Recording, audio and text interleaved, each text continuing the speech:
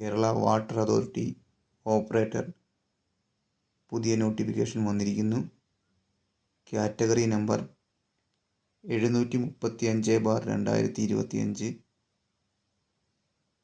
അവസാന തീയതി ഫെബ്രുവരി 4, 2026.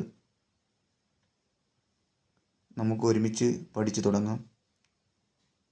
ആദ്യ ഭാഗം ഇലക്ട്രിക്കലിൽ നിന്നുള്ള ഫണ്ടമെൻ്റൽസ് ഓഫ് ഇലക്ട്രിസിറ്റി.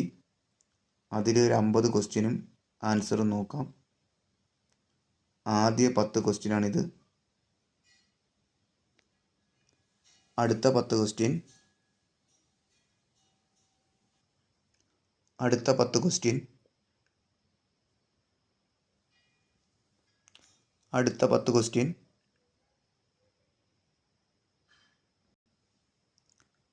അടുത്ത 10 ക്വസ്റ്റ്യൻ.